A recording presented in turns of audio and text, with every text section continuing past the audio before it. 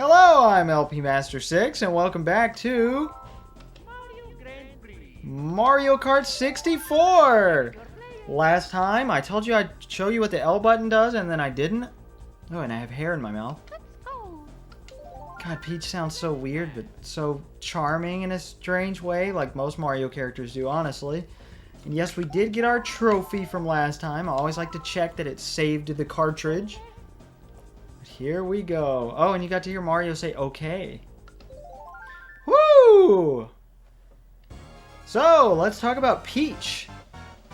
Peach, Yoshi, and Toad are the lightweight characters. They get shoved around a lot, but they have the highest top speed. So Peach and Yoshi are considered the best characters. I'm not sure if there's actually any difference between them. I've seen world record speedruns use both Peach and Yoshi, but nobody ever uses Toad, because anything touching Toad at all makes him spin out. So Toad is kind of the worst. Oh man, drifting feels so good. I just learned how to drift okay for the first time this morning in this game, so please excuse me. I wasn't going to record today, and then I was like, you know what? This is enough practice to do 50cc. I think you're good. Because it's not like I have to be perfect at Mario Kart. I've 100%ed this game before, so I think we're good.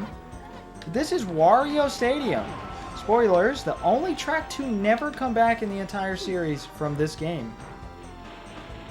The only track from this game to never return in a later game. You can kind of see why. At first I didn't like it until I read that it was supposed to be a dirt bike stadium, which it does emulate dirt bike stadiums a lot, which I know because of the Excite Bike games. I've never actually watched real dirt bike racing. That's not my type of thing. Bye-bye! Or just bye. I can't remember what she says. That makes me appreciate this track a lot more. I never disliked it before that or anything. Also, the Wario Land logo there, being, you know, Wario's billboard. There's a lot to talk about the billboards and everything. That might be the sharpest turn in this entire game, too. This is a pretty long track. As you can see, we're just now finishing lap 1 after 1 minute and 40-something seconds. But I'm not complaining. I actually quite like longer tracks, and there's none of those in the first game. So there are quite a few differences between the two games that make them still both viable. The development team said they didn't want to change too much because they wanted to keep things accessible. They already also had Wave Race 64, which was aimed toward more mature, less casual audiences. And this was supposed to be, I think they even said, where anybody in their, no matter what age, and their grandparents could play it. Which I doubt my grandmother would have been able to play this game. She was not very technologically adept. But my living grandmother, I think I could teach her how to do it. She wouldn't be willing to do it. She's the type that refuses to use a cell phone to call people, even though somebody bought her a cell phone and put all the contacts in it. What? I thought that started in 150cc. There's a mechanic where if you wiggle back and forth the directions even just slightly too much, you skid and spin out. You can stop that with braking, just like slipping on a banana peel. Which is, again, a mechanic that never comes back. It's pretty cool. Also, this is the only game with onomatopoeia, such as crash and boing. And I think that's very charming. Very adds to the cartoon vibe going on here, and I very much appreciate it. Also, I very much appreciate the Wario Land art on the sides here. Really cool. What else can I talk about? Because I can't check my notes right now. Or I guess I can press the L button. We have lowered the music volume, and now we've turned it off. But I'm obviously going to keep it up forever, because why wouldn't I want to? I don't understand why you would ever want to turn it off, but it's cool that that's an option. They wanted to do stuff with their, you know, the plethora of added buttons, so let's see what the C buttons do. You can zoom out, which, if you have a banana or a fake item box, the camera zooms out automatically. Not for a shell, though, because you're mainly throwing the shells in front of you and not behind you. So there's the two views there. Hold on, whenever I get a chance to press C down, I will.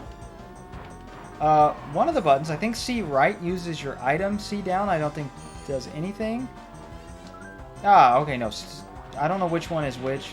C left and C down, but C right is the one that changes your view. You can turn the mini-map into a speedometer, which is actually really helpful because the game isn't the best at indicating your speed. But at most time... Oh! Wait, it's kilometers an hour even in the American version? I'm kind of surprised. I mean, they took an extra several months for localizing this game and fine-tuning it because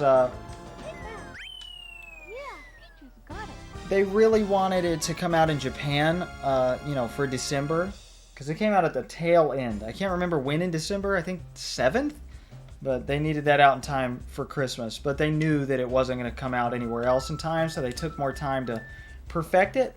Meaning, for all of the 64's debut year, it had one Mario game, a Pilot Wings game, Wave Race 64, and some licensed games published by Nintendo, and that was it for America. Oh, it keeps our view. That's not the only other view, but this is one of my favorite tracks, Sherbet Land. Because look at it. It looks so good. Look at the reflections in the ice. That's impressive for the time.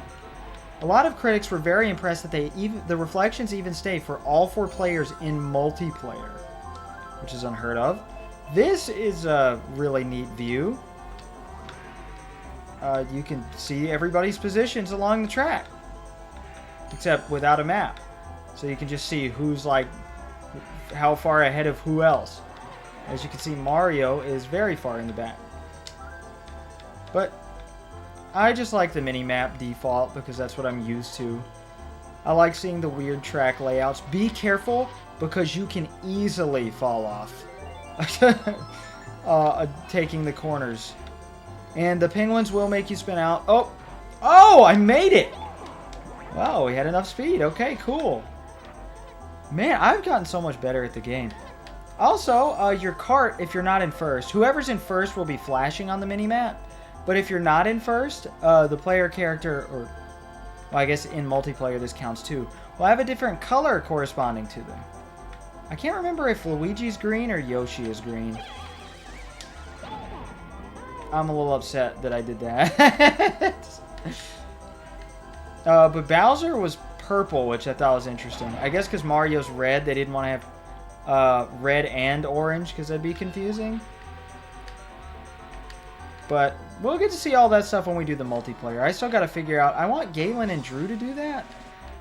But normally, like the only other time I've done 4-player was in Wario Blast.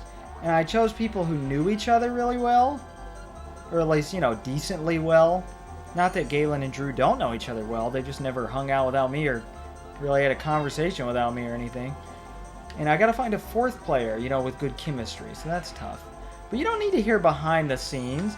You're here for neat Mario Kart 64 facts and mediocre gameplay. God damn it. But you don't lose your banana.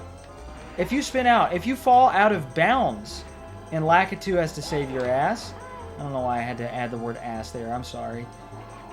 Then you, as long as you're holding down the trigger, it will keep that item behind you. Keep that in mind. Woo! God, I love that course. It's so good. The courses are all very classic in this game. They did a good job. We'll talk about the 2 cut courses we know of later. I need to talk about one mechanic I haven't talked about, the spin turn. If you press A and B together and whip the control stick around, your cart will do a 180-degree turn, while assuming you handle it properly. I talked about the quick recover. The winning results... That music we were just listening to just now has a secret. A lot of people think it's intentional, but the cutting room floor says otherwise. It's due to a programming error. Kenta Nagata composed 2 sections of the song that are supposed to loop for 90 seconds each, I think, or 50 seconds. And due to a programming error, you only hear the one loop 64 times, and then you hear the second part of the song twice before it goes back and loops it, or does the first one another 64 times. A lot of people think because it was 64 that it was intentional. But I trust the cutting room floor because those people really, really open a game up. Also, it's fitting we're playing as Peach here. Because in Japan... okay, so you know how in Super Mario Kart there were a bunch of Mario circuits? Well, the raceways, like Luigi Raceway, in the Japanese version, like it's called Luigi Circuit. And this track is called Peach Circuit. Very fittingly. Ooh, this track has some very steep inclines there that you don't want to fall down because you will get knocked out of bounds. Out of bounds. This game is more strict about OB than golf is. I don't mean golf for NES. I just mean the sport in general. It's insane. It's very frustrating. So you really got to be already decent at the game to not be frustrated at it. And I'm going to get frustrated at it. I really regret not finishing 150cc in Super Mario Kart. Because that just doesn't feel complete without it. But it doesn't unlock anything. It just doesn't feel like a 100% playthrough without it. But I am going to 100% this game here. Because there actually is sort of a reward for beating 150cc. Okay, I don't know why I said sort of. There is a reward for beating 150cc. And aside from that, doing stuff after that has a I don't know why I thought that was the final lap. Oops. I didn't mean to get rid of our item. Because again, very good strategy. If you have an item you can hold out behind you, do it. And I've been needing to talk about this. We talked about the fake item box. Most of the items that the player could use in Super Mario Kart return in this game. Except the feather. The feather was going to be in this game, but it was cut. Actually, rather late in development. I'm not sure why, but they made most of the shortcuts revolve around dash mushrooms, which I'm just going to refer to as mushrooms, but I want everybody to know that they're called dash mushrooms. Not super mushrooms. They do have a specific name. Dash mushroom. Get it through your head. Also, see, this is where the thing takes place. So when the trophy ceremony is loaded, that's actually this track. Royal Raceway. Fuck. Oh, it didn't count. Oh my god, this is a close one. Ooh, Zooey Mama. Can we do it? You cannot shoot the triple shells, which are new items, behind you. You can only shoot them in front of you. But you can shoot shells behind you, and bananas forward or behind. Fake item boxes, I don't know if you could throw those forward, actually. But there is another new item, the Golden Dash Mushroom, which lets you mash the button, and you just zoom on ahead. But it's useless, because the AI matches your speed. So mushrooms suck in this game, except for taking shortcuts. So that new cool item sucks. Also, this track is so good. Possibly the best in the game. Possibly. I don't think so, though. Bowser's Castle. This is why... This is the #1 reason I don't think it's the best. It's unfairly weighted against the player. And, oops.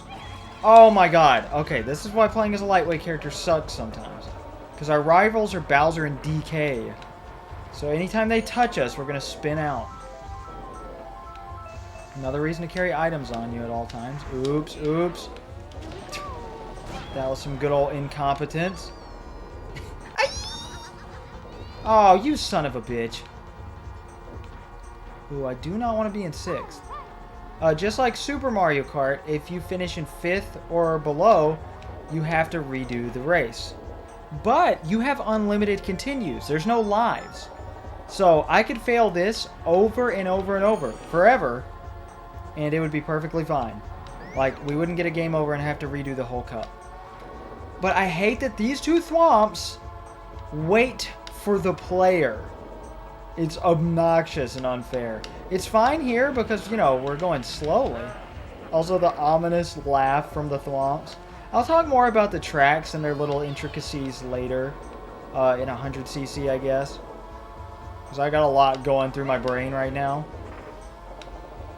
Because right now, I still gotta finish talking about the items. The triple shells, in case you didn't notice, circle around you like a shield. There are red shell and green shell varieties. Also unused in the game's code is the Yoshi egg that only Yoshi as an AI could use in Super Mario Kart. That has no functions implemented in the game for it, unlike the feather. So the feather has fully completed animations and everything for it, like flags. And see, the thwomps follow you. They home in on you and follow you. So you're guaranteed almost to take a hit in the later difficulties. There's a trick to avoiding it. You just want to stick like hard in the opposite direction, like toward the wall. I can't remember if it's left or right. You'll figure out why I can't remember later. Ugh. This song is really good. And this track is so badass. This is the best rendition of Bowser's Castle. Not the theme, but I meant the actual racetrack. This is so cool. I mean, Bowser's Castle and Mario World in 3 were pretty cool, but this is the best rendition. And this is Mario Kart. Not even a main Mario game. We're not even fighting Bowser. It's not even the end of the game. Originally, Toad's Turnpike was going to be the final track in the game. But instead, they made it the 5th. Which was really strange, but, you know, it can be hard for a lot of people with the traffic. So I can see that. But Bowser's Castle being the final track of the semi-final cup, very fitting. Alright, let's see. Ah, there's one more item I haven't discussed. Everybody knows it. The blue shell. As it was only officially referred to as in the Super Mario Bros. Movie, the year I'm recording this, 2023. It's officially known as the spiny shell. It is a blue shell with spikes that you can only get if you're in 4th place or lower. And it will launch toward the player in 1st place. And it will knock out any players it hits along the way. They did that because to knock out the players was a much easier way for the processor to handle the blue shell in the game. Something like that.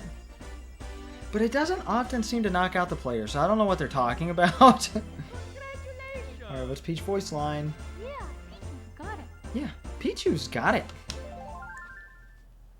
Alright, we get to do the special cup in this video. Very nice. These are mostly just me talking. There's not much impressive gameplay or anything here. But we're gonna be Toad. The only new voice actor to appear. Because Yoshi's sound effects are taken from Yoshi's Island. Donkey Kong's sound effects are just monkey sounds. I think some of them are taken from Donkey Kong Country. His 3D model is actually, I think it might be the same one from Donkey Kong Country, but Rare is the one who made it. So I'm pretty sure. That was very slow for some reason. This track has a lot of slowdown sometimes. This song's also pretty cool. I'm glad everybody has their own track, except, you know, Peach gets robbed of having hers named after her. Everybody does have their own track, right? Yeah. We just haven't seen everybody's yet. Also, that jump automatically slows you down, no matter what difficulty, like, the game's running at. Oh, that's beautiful. But on the subject of shells, the blue shell is, you know, accursed by many people.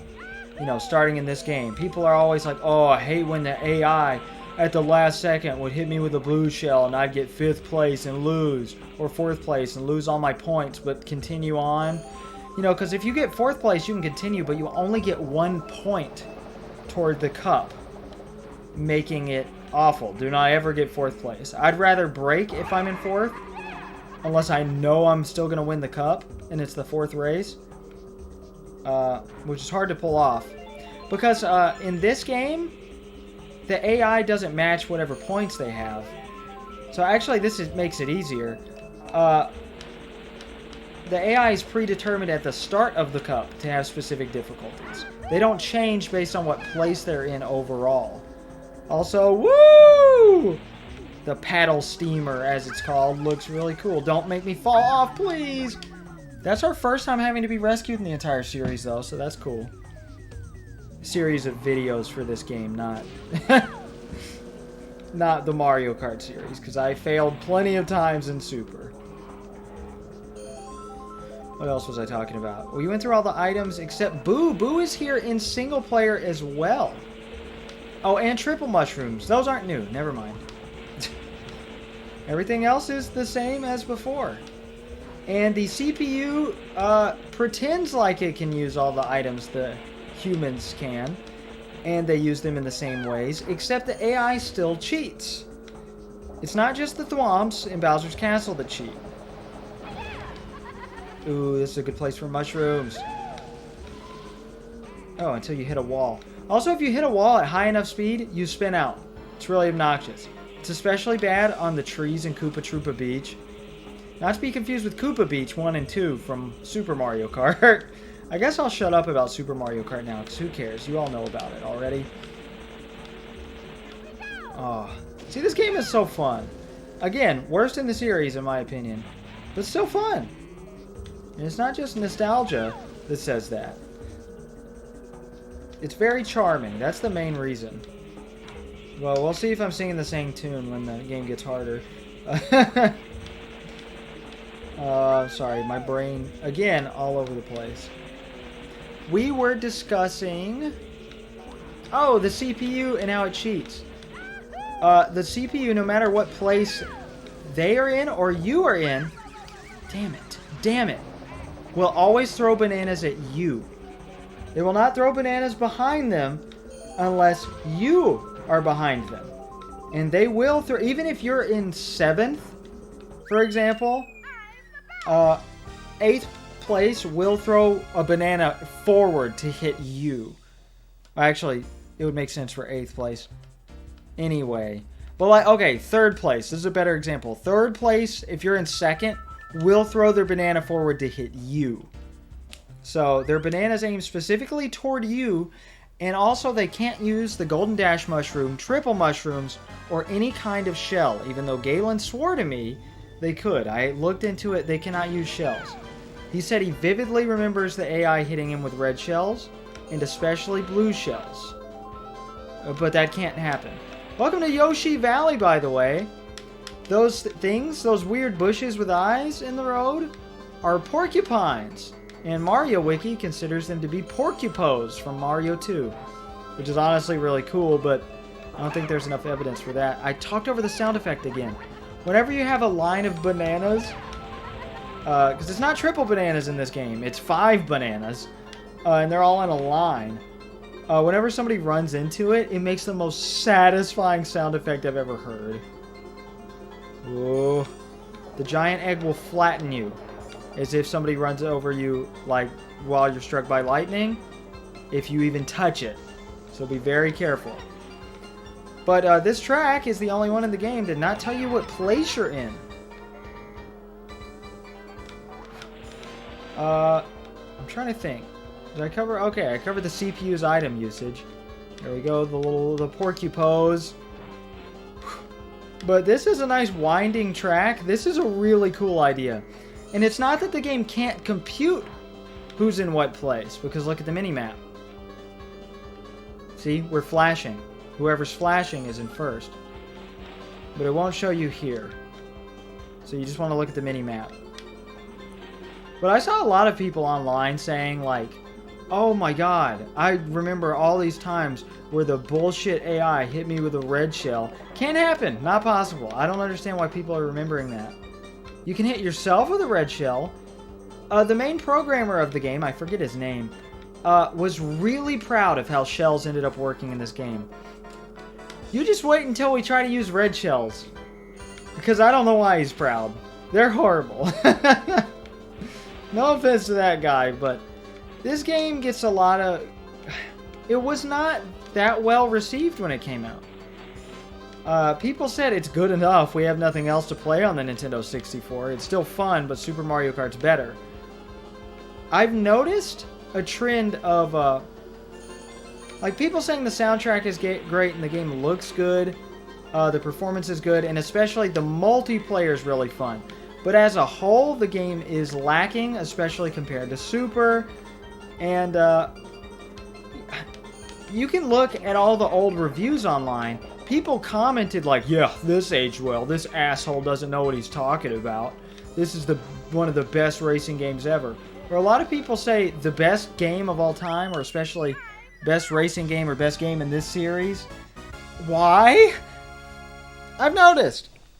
Anybody who grew up with the game says that. Nobody at all who didn't grow up with the game says that. So, I think this is the biggest case I've ever seen of nostalgia affecting a game's reputation. As the game does have a few pros over the others, but not that many. No offense to it. I will play the winning results music secret right now in the other key.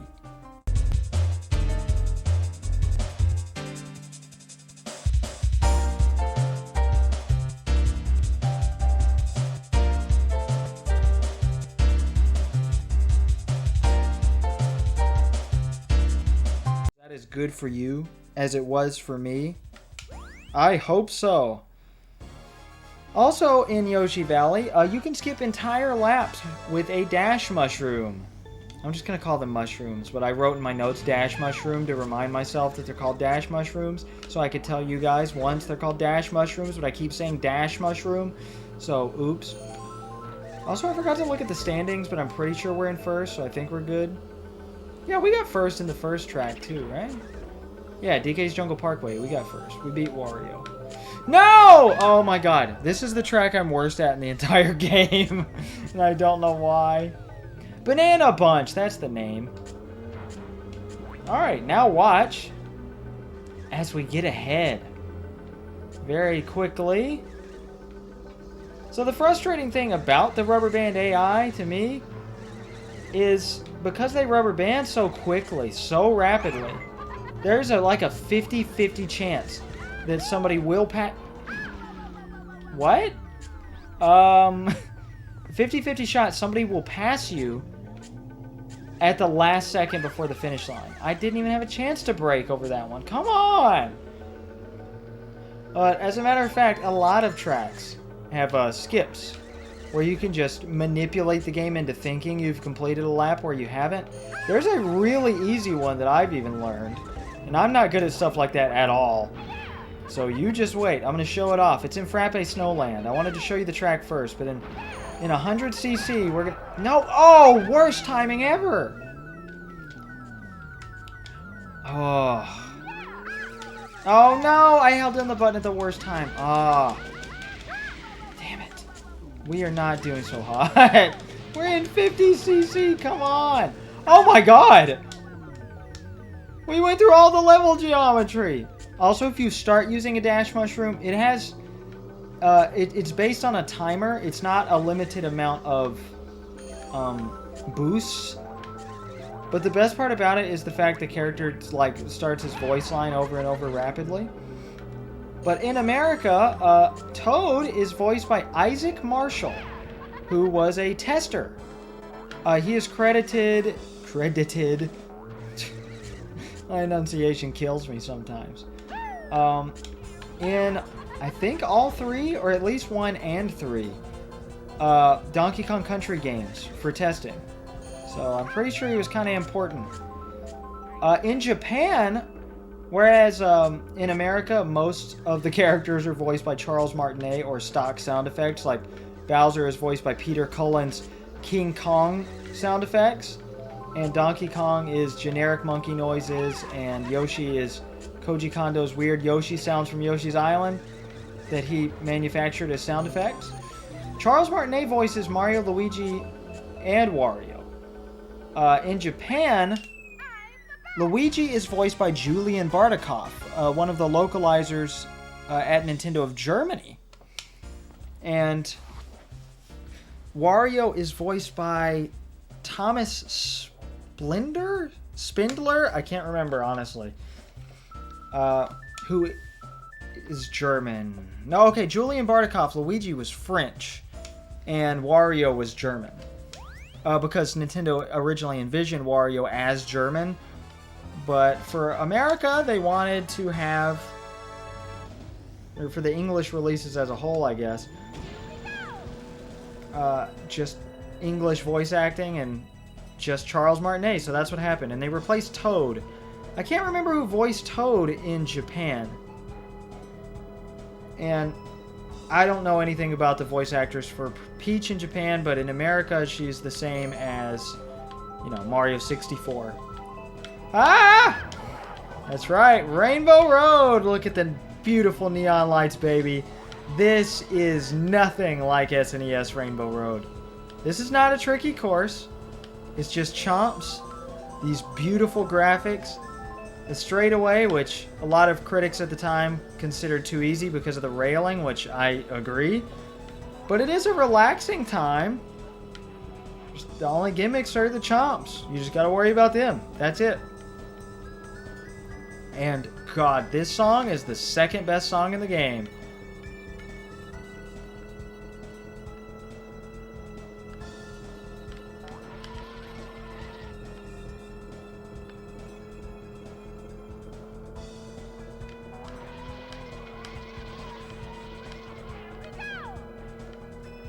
Oh. Alright, that's enough of the song for now. Oh, I love it so much. This is also the longest track in the game, and possibly the easiest. This might even be easier than Luigi Raceway. The fact this is unlocked from the beginning is a little weird to me. Also, this is the only track with the same name as a track from Super Mario Kart. Because Mario Raceway, even if it were named Mario Circuit, wouldn't have a number near it. And Bowser Castle doesn't have a number after it. So this is the only returning track. Of course, it's entirely different. Oh, that's not good. Oh, Toad is blue. Toad's light blue. So maybe Luigi's dark blue because of his overalls, and Yoshi's green on the mini-map? I can't remember. Is it the same color as the cart? I don't think so. The chomps move kind of erratically. Also, when you get hit as Toad, I've read, I'm not sure this is true, I haven't verified it exactly. You know, if you hit Toad as a CPU, he goes, ah! But I've read he can't do that when you're playing as him. And he just goes, ow, ow, ow, ow, ow! God, the voice direction was the best in this game. This game might have the best voice direction of any game ever, honestly. It's so charming. I really didn't think I was going to praise this game this much. Because honestly, you know, during practice I hated it. Get away, Wario. Can you get out of here, please? Also, there is a big skip in Rainbow Road. At the beginning, there's no railing. So you can jump off and try to aim and skip about 20-25% of the track. And it makes it more difficult for the AI to catch up. A lot of the skips do, actually. The unintentional seeming ones. Actually, here's the pause screen. Oh God, you can barely hear the music during it. Oops, oh well. Okay, I forgot to mention actually, I talked about the voice actor differences, but you know how Mario is the voice of the announcer in this game? In the Japanese version, instead of "Welcome to Mario Kart," you get a bunch of Japanese kids saying Mario Kart. It doesn't sound like they're saying Kato, but that's what it is. It's Kart-O there. It's not Kart-2. But I don't know. It's nice and charming and honestly a little creepy. But then there's a man named Thomas? No, John. John Hula something? Ah, I forgot his name. Sorry, buddy. But he was the announcer, the voice of the system, and he would read things like an announcer, you know, Mario Grand Prix, or select map, and my favorite, congratulations. Actually, play that one right now. Congratulations! Isn't it funny? I think it's funny. I know, my finger hurts because the whole time I was paused looking at my notes. I was holding down Z to make sure we didn't lose our item, but I'm pretty sure I could have let go and then just held it again before unpausing. But man, your finger can really cramp holding the Z button. Or any button for too long, with that matter. I'm glad items are Z and not L, because I feel like that would get tiring after a while. It is very easy to drift on this course. But you can see this is insane. We're not even halfway done with lap 3, and we've been going for 5 minutes on this track. It's just such a good way to end the game. It's a nice celebration. It's got all the characters, and even Boo, and... Oh, we didn't mention one of the elephants in the room. Donkey Kong Jr. has been replaced by Donkey Kong. But originally, he was going to be replaced by Kamek from, or I'm sorry, the official pronunciation, Kamek, from, you know, Yoshi's Island. But I feel like he would have been a more mainstay main character in the series had they included him here, but they decided against it and had good old Donkey Kong. But Koopa Troopa, of course, has been replaced by Wario. And I remember reading in some guide in like the Mario series plot that was written in 98 or 97 or 99. I know it was before 2000 on, I think, Super Mario Brothers headquarters, smbhq.com, a fan site I loved to frequent back in the day. And it listed the plot for Mario 64 as Wario stole Koopa Troopa's cart. I thought that was fun and cool. Wario just barely missed. Hey, we finally got a Boo. What Boo does is make you invisible and impervious to obstacles while you're invisible. And steals an item from another player. If there's no item to steal... Alright, you can also steal a Boo, which is pretty funny. No. Oh, that was close. And we did it. We sort of beat the game. I'm the best! Ah, satisfying. I didn't even mention, you kind of got it by now, I bet. Enemies throw bananas forward, as we mentioned, and they will almost always slip on them themselves. They run into traps constantly. Wow, nobody was even close. Okay. You don't get anything for getting first in all of the races in any cup, so don't worry about that. We get to sit through this again, and I'm going to not drink my water because I don't have one. Oops. Man, to think this is only part 2. I'm going to get up and get a water between videos, but I am quite happy that we've already gotten through 50cc. Feels good. Also, you know the billboards in the courses? They're supposed to be the sponsors, you know, like a real race. They are parodies of real-world racing sponsors in the Japanese version. Like, instead of Marlboro, I've never known how to pronounce that, never will, the cigarette company, it's Mario-Ro. And there's a ball in Luigi Raceway that has in Japan, it's an orange 64. In the West, it's a blue 64. It's a parody of the 76 gas station? Or is it 96? I can't remember. I think it's 76, right? Maybe 67? I'm the best! Thanks, Toad. And we don't get any credits, signifying we did not truly beat the game. So just like Super Mario Kart, we got to beat it on 100cc.